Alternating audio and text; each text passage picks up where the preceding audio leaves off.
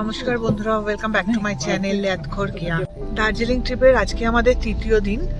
তো আমরা সকাল সকাল বেরিয়ে পড়েছি, একটু দেরি হয়েছে, সকাল ঠিক বলা যায় না, এই 9:30 বাজে আমরা বেরিয়ে পড়েছি মিরিকের উদ্দেশ্যে। সবাই আজকে যাচ্ছে, আজকে বৌদির শরীর ঠিক আছে, আজকে আমার শরীর একটু বিগড়ে ছিল, তাও যাচ্ছি সবার সাথেই। ব্রেকফাস্ট করে বেরিয়ে পড়েছি আমরা। মিরিক যাওয়ার রাস্তাতেই প্রথমে লেপচা জগৎ পড়লো, তো সেই মতোই গাড়ি দাঁড়িয়ে গেল লেপচা জগতের সামনেই।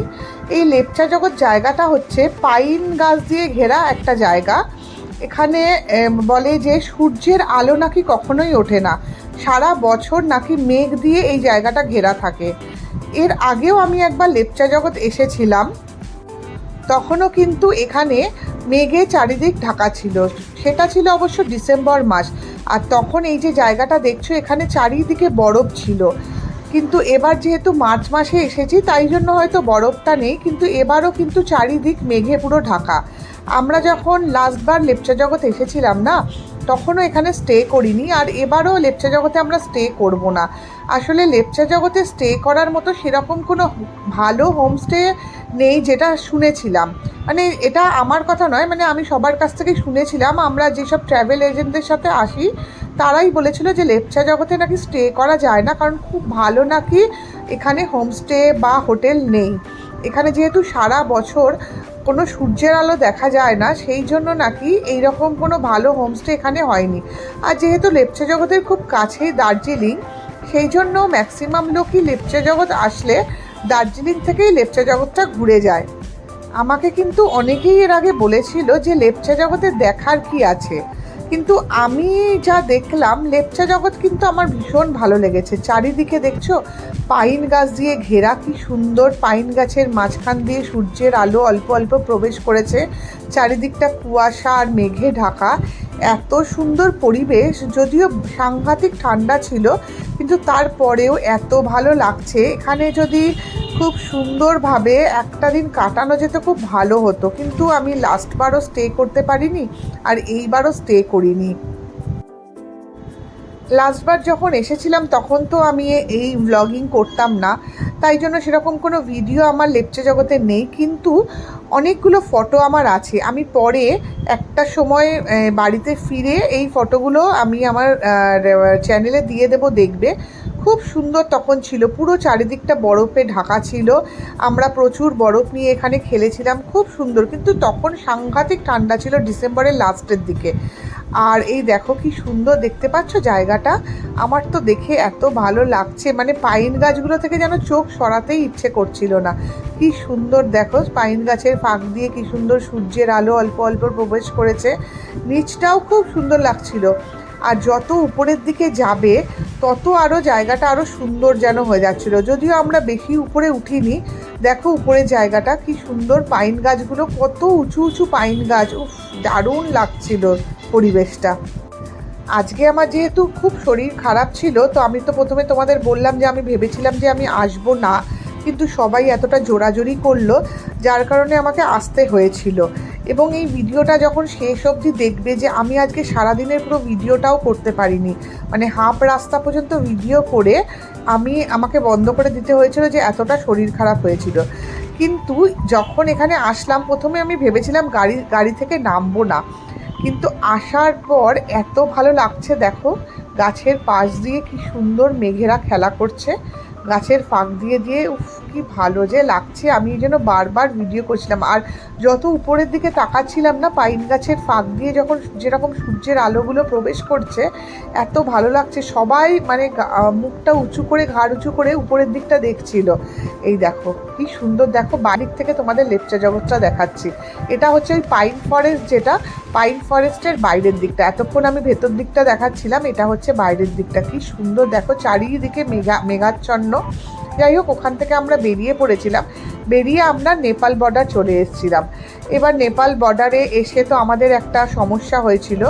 আসলে আমরা যখন এবার এসেছিলাম না, তখন আমি ভুলবশত আমার আর আমার মায়ের আধার কার্ড দুটো আনতে ভুলে গেছিলাম, মানে ক্যারি করছিলাম না, মানে কোনো আইডি প্রুফই আমাদের কাছে ছিল না। বাকি সবার কাছেই ছিল।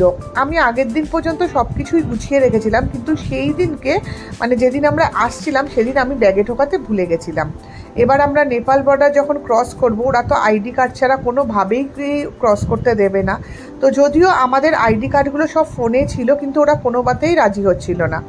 তারপরে শিবের যেসব আইডি কার্ড ছিল, পাসপোর্ট, তারপরে ভোটার কার্ড, আধার কার্ড, এগুলো সব দেখানোর পর ওরা আমাকে অ্যালাউ করলেও মাকে কিছুতেই অ্যালাউ করছিল না। তারপরে অনেক রিকোয়েস্ট করার পর ওরা আমাদের অ্যালাউ করেছিল। যাই হোক, ওখান থেকে তারপরে আমরা আমাদের গাড়িটা ওই নেপাল বর্ডারে রেখে ওদের ওখান থেকে আর একটা গাড়ি নিয়ে নেপালেরই ছোট ছোট 4টে স্পট দেখার জন্য বেরিয়ে গেছিলাম। আর এই দেখো, যখন যাচ্ছি রাস্তাটা পুরো দেখেই বুঝতে পারছো কি সুন্দর ফাঁকা রাস্তা, ঠান্ডার মধ্যে লোকজন শূন্য রাস্তা। আমার তো এইসব রাস্তায় এত ভালো লাগে ঘুরতে, তো এত ভালো লাগছিল। দেখতে দেখতে আমরা অনেকটা জায়গা চলে এসেছিলাম, খুব ভালো লাগছিল। রাস্তাটা যত যাচ্ছি তত যেন বেশি ভালো লাগছে। মানে আমাদের ইন্ডিয়াতে এত সুন্দর সুন্দর জায়গা আছে, আমি তাই ভাবি। বাড়িগুলো এত সুন্দর, ছোট্ট ছোট্ট পাহাড়ের উপর দিয়ে যাচ্ছি, কিন্তু আমরা বুঝতে পারছো কিনা জানি না। আর তার মধ্যে মধ্যে কি সুন্দর ছোট ছোট বাড়ি দেখতে পাচ্ছ, খুব ভালো লাগছিল। আর আমরা যে গাড়িটা নিয়েছিলাম না, একটা গাড়ি নিয়েছিলাম, তো আমরা যেহেতু টোটাল আমরা 6জন ছিলাম, আর আমরা নিয়েছিলাম ওই যে 8 সিটার যে মারুতি ভ্যানগুলো হয় না, সেইগুলো। মানে তোমার ওখানে কোনো চয়েস নেই, পরপর সব গাড়ি রাখা আছে, যার ভাগ্যে যে গাড়িটা পড়বে লাইন অনুযায়ী ওরা সেই রকমভাবে গাড়ি তোমাকে দেবে। তো ওই 8 সিটার ভ্যানগুলো নিয়েছিলাম, যদিও আমরা এই কজন একদমই ওই ভ্যানগুলোর মধ্যে বসতে পারছিলাম না, জায়গা এত ছোট, কিন্তু তাও ভালো লাগছিল। এই যে এসে পড়েছি আমরা, দেখো প্রথম স্পটে। এটা একটা স্পট, এখানে একটা বুদ্ধ মন্দির আছে, আর চারিদিকে দেখো চা বাগান দিয়ে ঘেরা। জায়গাটা এত সুন্দর, জায়গাটা না আসলে মানে ভাবতেই পারবে না। আমি মনে হয় ভিডিওতেও এত সুন্দর করে জায়গাটা দেখাতে পারিনি। দেখো উপরে নেপাল লেখা আছে, দেখতে পাচ্ছ। এবার আমরা আস্তে আস্তে ওই টিলার উপর উঠছি, চারিদিকে দেখো কি সুন্দর চা বাগান দিয়ে ঘেরা। এত সুন্দর, দেখেই মনটা মানে ভালো হয়ে গেছে। তার মধ্যে বৃষ্টি হচ্ছিল। আমার এত শরীর খারাপের মধ্যেও আমার যে এই জায়গাটায় এসে কি ভালো লেগেছে কি বলবো। আর জানো তো, এই জায়গাটাতে আসার পর আমি আর কোনো ভিডিওই করতে পারিনি, আমার শরীর এত খারাপ হয়ে গেছিলো। দেখো চারিদিকটা কি সুন্দর, দেখতে পাচ্ছ? ও অসাধারণ অসাধারণ। মানে এই জায়গাটাতে না কেউ না গেলে ভিডিও করে ঠিক বোঝানো যাবে না যে এই জায়গাটা এত সুন্দর হতে পারে। খুব সুন্দর, টিলার উপর চারিদিকে চা বাগান দিয়ে ঘেরা, আর সুন্দর সুন্দর পাহাড়ের উপর দেখো, তার মধ্যে আবার পাইন গাছ আছে। চা বাগানগুলোর মধ্যে আবার সব লাইন দিয়ে পাইন গাছ, মনে হচ্ছে একদম যেন ছবির মতো এঁকে দিয়েছে। এত ভালো লাগছিল। আমরা তো চারিদিকটা ঘুরে ঘুরে দেখছিলাম, সেলফি তুলছিলাম, ফটো তুলছিলাম, আবার ভিডিওও করছিলাম। আমি তো মানে প্রচুর ভিডিও করেছি এখানে, যদিও সব ভিডিও তো দেওয়া সম্ভব হয়নি, তাও যতটা সম্ভব হয়েছে আমি দিয়েছি। আর আজকে জানো তো, এই জায়গাটা ঘোরার পর আমরা এখানে যে পশুপতি মার্কেট আছে ওখানে গেছিলাম। তো ওইখান থেকেই বেরিয়ে আমার শরীর খুব খারাপ হয়ে গেছিলো মিরিকে যাওয়ার পথে। তো মিরিকে গিয়ে আমি আর কোনো রকম কোনো ভিডিও করতে সেই জন্য পারিনি। আর এদিকে হয়েছে কি, আমরা যখন মিরিক থেকে ফিরছিলাম সন্ধ্যা হয়ে গেছিলো। এবার রাস্তার মধ্যে যখন আমাদের গাড়িটা আসছিল না ফেরার সময়, তখন হঠাৎ করেই ড্রাইভার দাঁড়িয়ে পড়েছিল। তো ড্রাইভার যখন দাঁড়িয়ে পড়েছে, আমরা তো বুঝতে পারছি না যে কি হলো, হঠাৎ ড্রাইভার দাঁড়িয়ে পড়লো, সন্ধ্যা হয়ে গেছে। তো আমার শরীর খুব খারাপ ছিল, আমি তো একদম মানে মাথা নিচু করে শুয়েছিলাম। তারপরে হঠাৎ করেই শিব বলছে দেখো সামনে চিতা। মানে সামনে মানে চিতাটা দেখতে দেখতেই চিতাটা শুধু আমার ছোটো মাসি, শিব আর ড্রাইভার দেখতে পেয়েছিল। সে জঙ্গল থেকে জাস্ট রাস্তায় নেমে আবার জঙ্গলে দাঁড়িয়ে পড়েছিল। ওই মুহূর্তটা যে কি বলবো, গায়ে পুরো শিহরণ দিয়ে উঠেছিল। তো যাই হোক, এই গল্পর মাঝখানে এডিটিং করতে করতে তোমাদের এই গল্পটাও করে ফেললাম। আর এই দেখো সেই জায়গাটা যেখানটায় আমরা বললাম খুব সুন্দর, পাহাড়ের মাঝখানে নেপাল বর্ডারে।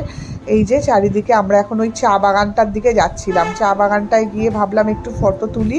তো সেই মতো আমরা আবার চা বাগান, দেখো চা বাগানটা দেখতে পাচ্ছ, চা বাগানটায় ঢুকলাম, ঢুকে চারিদিকে কি সুন্দর করে ফটো তুলছিলাম। চা বাগানের চারিদিকে আবার পাইন গাছ দিয়ে ঘেরা রয়েছে। কি ভালো যে লাগছে জায়গাটা, চারিদিক মেঘ আর কুয়াশাতে ঢাকা, টিপটিপ করে বৃষ্টি পড়ছে, অসাধারণ অভিজ্ঞতা।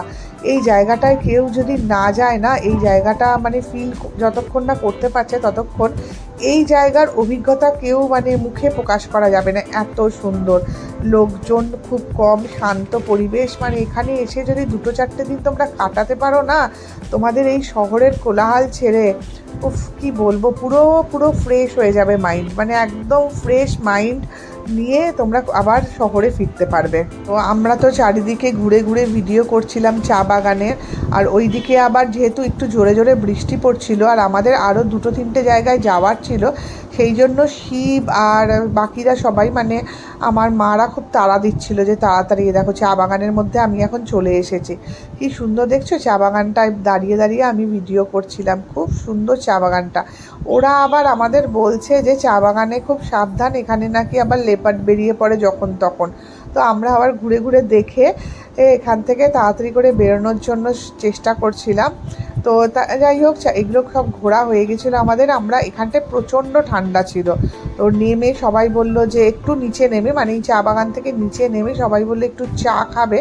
তো সেই মতোই আমরা চাটা খেতে নিচে নেমে পড়েছিলাম। আর এই দেখো বুদ্ধ মন্দিরটা দেখতে পাচ্ছ, চা বাগান থেকে দেখাচ্ছি আমি বুদ্ধ মন্দিরটা। বুদ্ধ মন্দিরের পাশ দিয়েই আমরা ঘুরে গেছিলাম। যাই হোক, আমরা আবার নিচে নেমে চা খেয়ে বেরিয়ে পড়েছিলাম পশুপতি মার্কেটের জন্য। তো চলেও এসেছিলাম পশুপতি মার্কেটে। এই মার্কেটে দারুণ দারুণ দোকান, মানে দোকানগুলো দেখে বোঝা যাবে না যে এত সুন্দর সুন্দর জিনিস এইসব দোকানে পাওয়া যায়। জানো, পশুপতি মার্কেটটাও আমার দারুণ লেগেছে।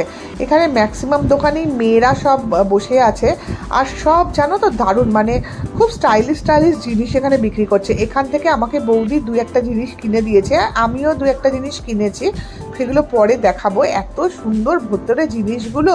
তো এখানে ঘুরতে ঘুরতেই হঠাৎ করেই আমার শরীর খুব খারাপ হতে শুরু করে। তো আমি তো আর দাঁড়াতেই পাচ্ছিলাম না, মনে হচ্ছিলো যে আর মনে হচ্ছে আমাকে নিয়ে তখনই হোটেলে ফিরে গেলে ভালো হতো।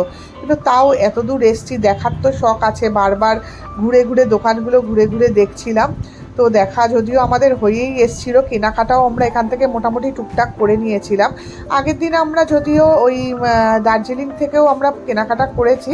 তো কেনাকাটা করে এখন আমাদের মোটামুটি সব শেষ, এখন আমরা মিরিকের উদ্দেশ্যে রওনা দিচ্ছি।